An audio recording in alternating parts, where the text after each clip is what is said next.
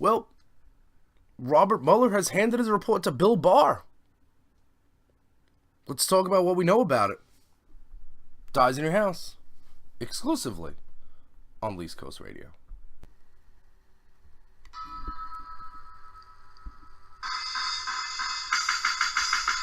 Nobody likes me. Nobody likes me. But that's okay, cause I don't like y'all anyway. And I don't like y'all anyway. 1,000-mile journey begins with one step. Progressives took that step on November 6th. The journey's not over, but we took a step in the right direction. If you don't know what Staten Island is, it's like New York's abortion that lived. Did you see New York 11 elected a Democrat? New York 11 is Staten Island, the most Trumpian place in New York City. Elected a Democrat. Don't try to tell me it wasn't a wave. Staten Island was no joke. Robert Mueller isn't the only person investigating Trump now. We have the House Intel Committee is now chaired by Adam Schiff, and they have subpoena power. And he will use it. And he will get to the bottom of this, like he's been trying to do for the last 2 years, and Devin Nunes has been stymieing him. Devin Nunes is no longer the chairman. The midnight runs to the White House are over. Staten Island was no joke. I made a promise to the listeners of Least Coast Radio that if the Democrats did not mess up November, that if November 6th went our way, that we would have a little fun here on Least Coast Radio. And if you stay tuned, I promise you this. Along with our fighting fascism and trying to save democracy, we will have a little fun.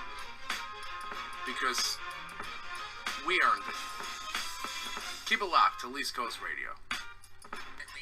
Representing Staten Island. Remember, we got Dyze in your house at the end of the week. We got the J Parks podcast at the beginning of the week. Every week, Least Coast Radio for the least heard voices. Get us on Patreon, patreon.com/JParks, and follow us on Twitter at Least Coast Radio. Let's punch fascism in the face, one podcast at a time.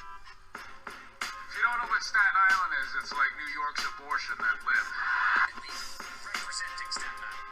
Staten Island was no joke.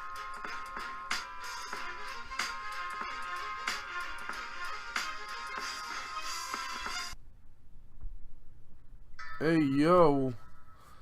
Who's in the house? Dyze in your house. What is the word, peeps? What goes on? It is the weekend. We are back here on Least Coast Radio with another action-packed edition of Dyze in your house.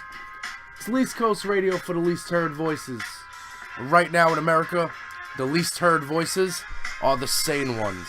Least Coast Radio is the vehicle we use in which to fight fascism.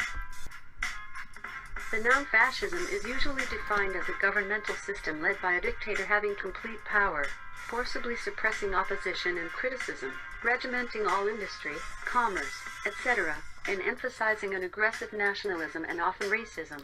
Yeah, we don't want that in America, but it seems that even though that's not what we ordered, that's what we're getting. And that's why my podcast went from funny guy who made comments about the lineups of music festivals to all resistance all the time. And it's not my fault. It's because, I'm not a young kid anymore. But I'm not old either, so I'm going to be here for a while. And I don't want to grow old and my country is ruined because some orange despot wannabe cunt monkey decided to the best bet for his business would be to run for higher office. Now, the Mueller report was given to Bill Barr. Now, I have all sorts of conspiratorial thoughts on this. But first, I just want to take a second. Let's talk about what we know about the Mueller report. What we know about the piece of paper that was handed to Bill Barr on Friday. We don't know anything. We don't know anything about what's in that report. So any journalist who says a DOJ representative on Deep Background said this, or, you know, they tell me no more further indictments. Well, the indictments could be sealed. So let's just back up a second. No more further indictments means nobody is getting indicted. Now, nobody's new is getting indicted who the grand jury has not deemed indictable. The Ecuadorian embassy is told to have lots of law enforcement there, and I hear there's a DOJ plane in Ecuador surrounding Assange, but none of that is confirmed. And the WikiLeaks trolls on Twitter are real deal trolls. Like, they really bungle up the issue. So we don't know if Julian Assange is being taken in or if he's just under indictment that was accidentally revealed. But to talk about what we already know, I saw a thread yesterday by my buddy Greg Oliar, and I just want to, list what is going on. Like, so we don't know what happened. We don't know what's in that report. But here's what we do know. And this is, again, follow Greg Oliar on Twitter at Greg Oliar. And he is the author of Dirty Rubles, an introduction of Trump Russia. I had him on my podcast a couple of months ago. He's a great guy. So, the Mueller report is in. So far, here's what we got. Paul Manafort ran Trump's campaign from June through August 2016, a period that includes most of the known Trump-Russia meetings, and he's in prison. Michael Cohen, Trump's personal attorney and bagman, facilitated payments to key individuals to protect and assist Trump. He is going to prison. Mike Flynn, Trump's first military supporter and his national security advisor, was involved in all kinds of shady dealings we barely even know about. He is going to prison.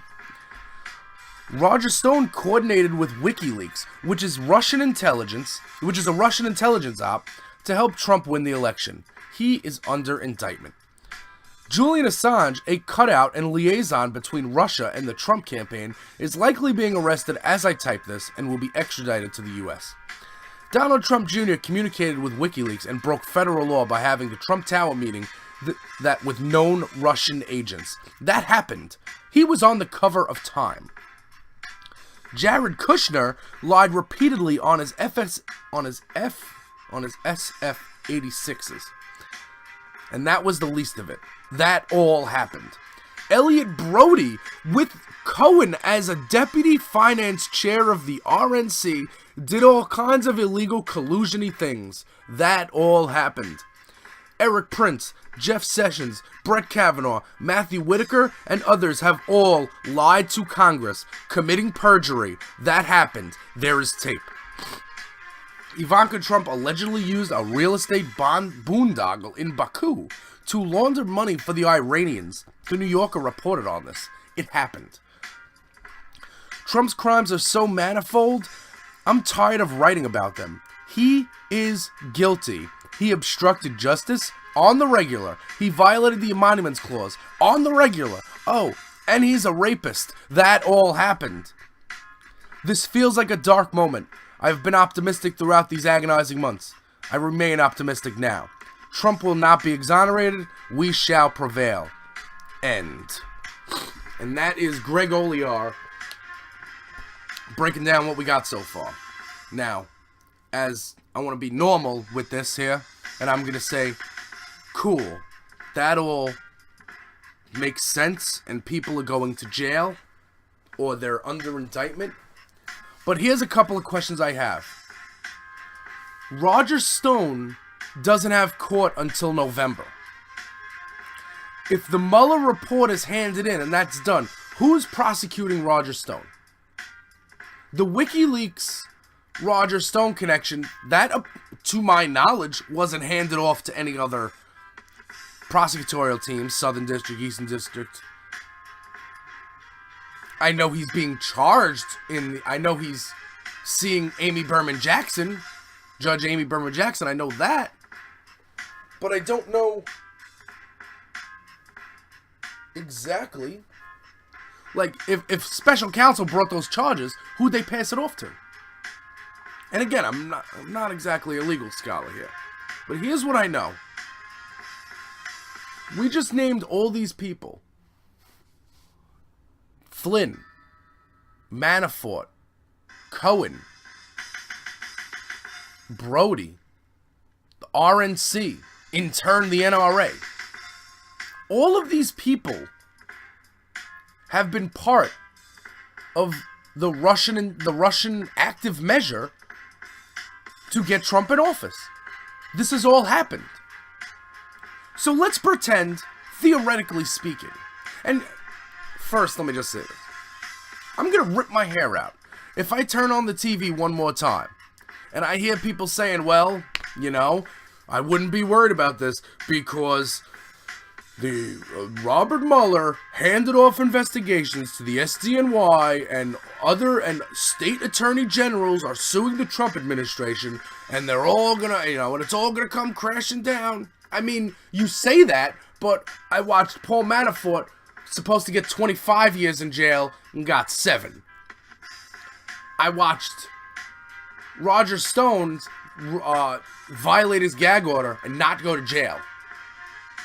He put a picture on Instagram of the judge in crosshairs, and he didn't get sent to prison or held in contempt of court. He's got a book that he's still allowed to push on the internet, even though he's under a gag order.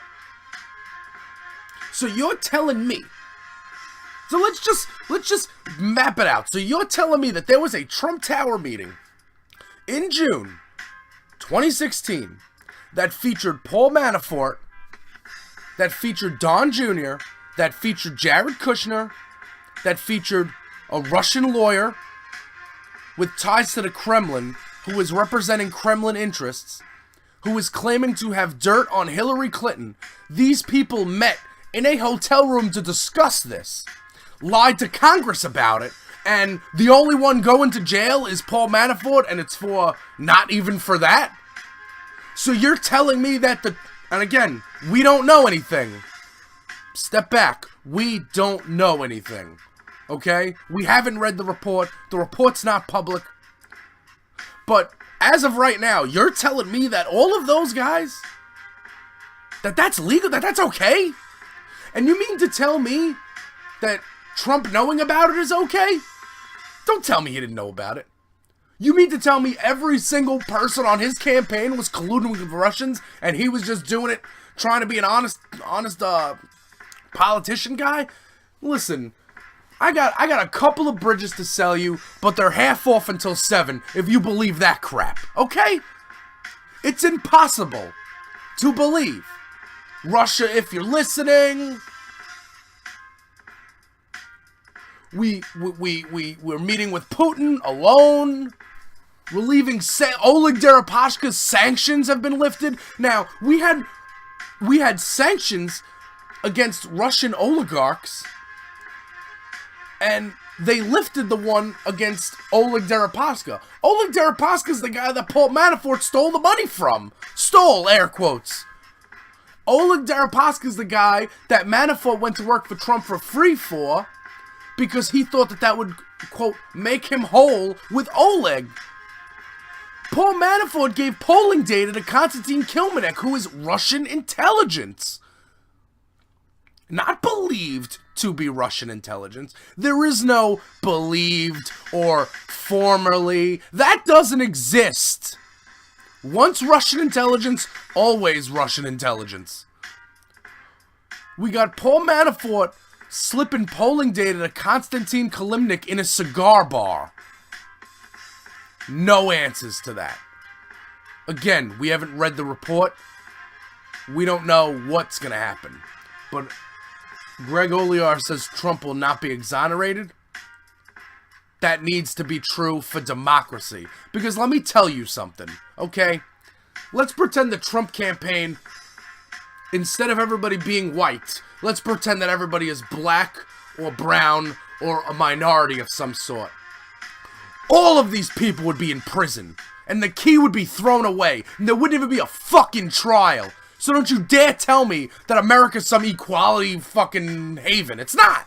It's not. And if you look at the criminal justice system, you can tell. You can see it. You have a campaign that colluded with Russia that's getting away with it. They're getting away with it. And he's gonna win re-election. Book it right now. March 23rd, 2019, Jay Pauks says that this will give Trump another election. And then any sealed indictments will run the statute of limitations. And then he's going to walk away from this and run Fox News or something. And America's going to be screwed. That's what's going to happen. I'm sorry if I don't feel so confident in my justice system right now. Because if I'm on the street smoking a small amount of marijuana, I'll get thrown in fucking prison. But if I had money, and if I was some rich, powerful white guy, that wouldn't happen. There's no way. First of all, well, the committees are going to investigate. Jay, they're going to all these committees, and they're going to investigate. That's good. But if Robert Mueller, who took down crime families in the past, if Robert Mueller, who ran the FBI, who took down Enron, you know what I'm saying, who ran the FBI during, like, 9/11, if Robert Mueller couldn't indict Trump's kids, couldn't indict Don Jr. for straight lying to Congress, then I'm sorry, that democracy is dead. The rule of law is over, and we need to start making other plans about our future. Oh, they need to release the Mueller report. Okay, cool. Release it. What is it going to be? You think anybody that voted for Trump understands anything in that Mueller report? Do you think they do? No. They're the Ku Klux Klan. They don't care about that. They care about that wall being finished that was never started. They care about those tax cuts that they never got if they look at their taxes. They care about, you know, all those farmers who had to be given, you know, aid from the government because, you know, tariffs. And they got farmers underwater in some states because climate change. But, you know, we ignore that too. Trump is not just a danger to America. Trump is a danger to the world.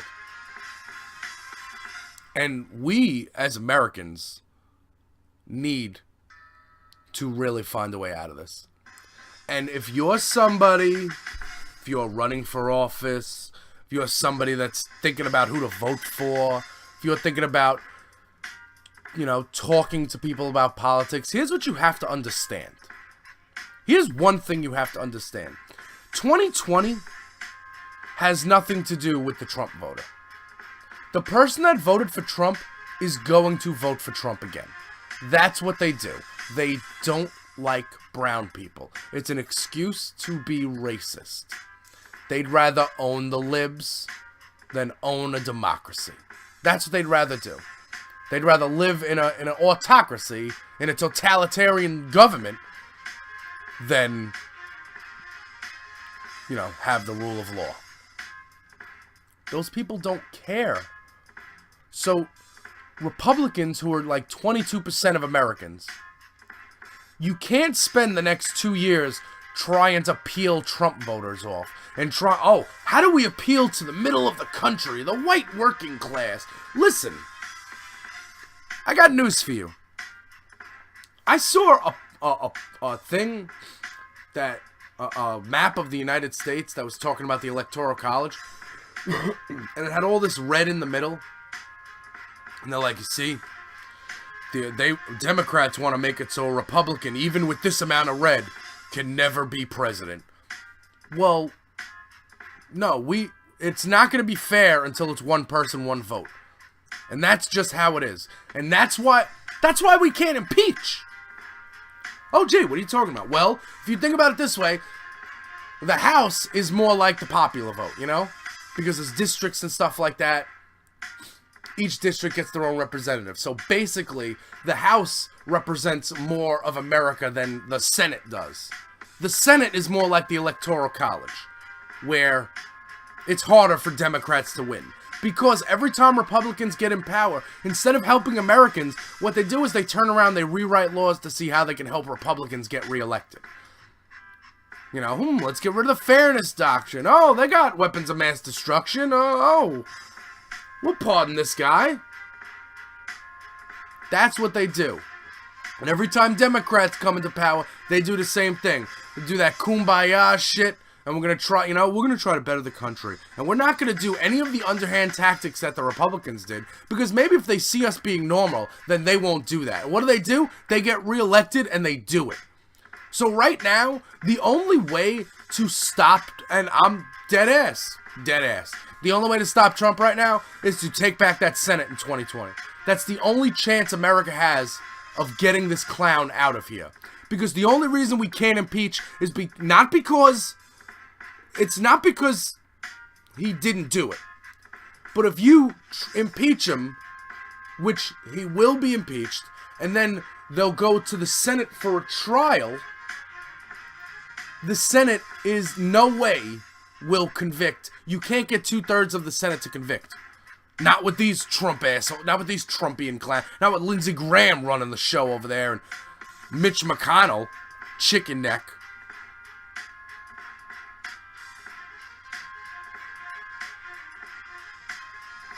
It's just crazy what's going on with our country right now. So, I mean, our country is way past Obama wearing a helmet to ride a bike. And here's what what I would really like is that maybe, so like, it's okay to collude with foreign governments then, right? It's okay. I mean, I've been told that it's okay. So if it's okay, how about these Dem candidates? How about they, these 2020 Dems, why don't they,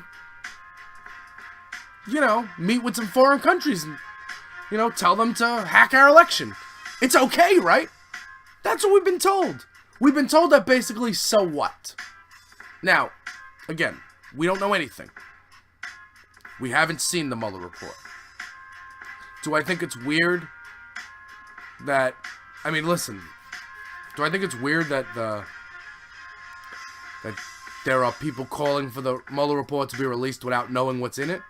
Yeah, I do. I do think that's a little strange, and I do think that's going to set a precedent that's going to turn out bad in the future for those congressmen and women. But I can't for the life of me understand how we became... I know how we became this divided. The Republicans let a racist Ku Klux Klan member hijack their party. And for some reason, it has not destroyed their party. Their party still thrives. They still control the Senate. If we can take back the Senate in 2020 and maintain the House, we can remove Trump from office. We could do that. The problem is that impeachment's become political. It shouldn't be political. Impeachment is, if you commit high crimes and misdemeanors, you get removed from office. That's what it is. Now, Pelosi said it's, he's not worth it. And I get what she means. I get what she's saying. She's saying if we start the process now, it's going to divide the country even more than it is now. And not for nothing, it's just going to hype up Trump voters to vote again. It's just going to make more people want to vote. It's going to have the opposite effect that the Bill Clinton impeachment had. Well, it's going to have the same effect, actually. Bill Clinton was getting impeached and his approval rating rose. Now, he was getting impeached for something that was stupid, but nonetheless, I'm just telling you how it works. People think that investigations into Trump are like, oh man, they're trying to get him. They're not trying to get him. They're trying to get him in the same way that, homicide detectives want to catch a serial killer, and the way, municipal cops want to write tickets, parking violations, and the same way state troopers pull you over, they're looking for people on the highway speeding. The same way counterintelligence officers look for terrorists. This is their job. This is what they do. And if you are somebody who is a criminal, and that's what Trump is, let's never forget, this guy is a criminal. His whole life. He's never not been a criminal. He's never followed the rules of law. Ever. And what did he do? He goes and runs for president. He goes and he runs for the highest office in the land, for the leader of the free world. And because of Russians, and Jill Stein, and Bernie Sanders, and people that care more about emails than governing, we are stuck here with America burning to the ground.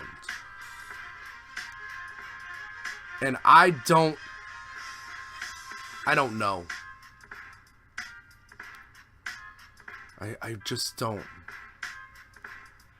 I just don't see how it's possible that there's going to be exoneration.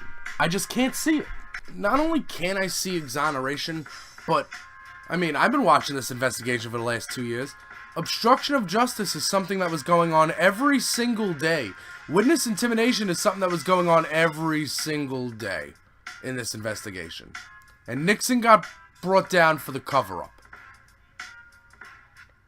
So what is going on with our country that people care more about electing the person that they think is doing the best thing for the country, doing the best thing for their party, versus somebody doing the best thing for their country? I mean, I say I can't see exoneration happening. I can't see Trump being president, so. Folks, the completion of the Mueller report makes this situation more dire, not less. It proves that rich and powerful people are still, in charge of this country. It is not America the Beautiful, it's America Incorporated. And if you got a company, if you got a brand, if you're a white person with money or who used to have money, you can just skate through America. You can break laws. You can collude with foreign governments. You can work as foreign actors. And none of that matters. That's what the Mueller report is telling us as it gets turned in. It's also telling us nothing because we don't know anything about it. Again, I've sat here for 20 minutes with rampant speculation. We don't know anything. We don't know anything. I was even watching Maddow last night, and Maddow was saying that. More will come out of this. And I get it. I should be happy that the Southern District of New York and all of these investigations into the Trump organization, I should be happy that these are going on. And I am. But when are the dividends? When does it pay? When's the payoff? Where's the punchline? Because the punchline is going to be 8 years of Republican control off a fake fucking hacked election. Then America's in worse shape than we thought. I can't. It's like impending sense of doom. And has this clown tweeted? He hasn't tweeted. What does that mean? Is that good? Is that bad? He usually tweets to distract. If he's not tweeting, does that mean there's nothing to distract from? This guy spent 2 years saying that Robert Mueller and 13 angry Democrats were conflicted and out to get him. So if they say he didn't do anything, does he take that back? No, of course not. Then he's going to start saying that Robert Mueller's a war hero. Robert Mueller's an American hero. So full of shit. So, again, as usual in this country, the Department of Justice is not going to bail us out on this one. So what we need to do is vote. And I said a couple minutes ago, we're not peeling off Trump voters. We're not talking about middle America. It's not about that. One person, one vote. And since, it's usually not that, we're going to use the internet to reach out to people in these states. And we're going to talk to them. Not people that voted for Trump. People that didn't vote. Most of America didn't vote. And that's shameful. And we need to get more people out to vote. These people that are just turning 18. The felons in Florida who are allowed to vote now. People who have felt disenfranchised in the past about voting. Look at your television screen. If that orange clown wannabe despot,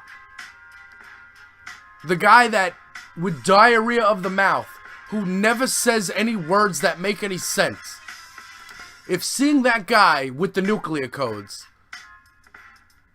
is okay, if that's not the most incentive you need to vote, then I don't know what to tell you. Then maybe you're the U.S. history, the government class that you took in 8th grade. Maybe that didn't work. Maybe it didn't take. Sick, sad world, man. We have to now focus our attention on 2020 and making sure that a Democrat gets elected president. And that means that we're not going to spend the entire primary taking shots at other Democrats. I only know one Democrat that hired a team that does that. I only know one Democrat that hired people that wrote for the Intercept. I don't know one person that's got like Sean King on his payroll on Twitter. Come on now. A healthy primary means discussing the issues. It doesn't mean shoot at each other until one of you gets to the general and you're wounded. Doesn't mean that. So Kamala Harris, Elizabeth Warren, Cory Booker, let's go. These are people I like. I don't want to hear, and all I hear from Warren is policy. That's all I hear. I like that. I wish more people would talk about policy. Alright. Well, we come to the end of another action-packed edition of Dyze in Your House. Remind you that we're here every weekend fighting fascism on Least Coast Radio for the Least Heard Voices. You can subscribe on YouTube. You can subscribe on Apple Podcasts. Or you could even follow us on Twitter at Least Coast Radio for the Least Heard Voices. Jay Porks, Dyze in Your House.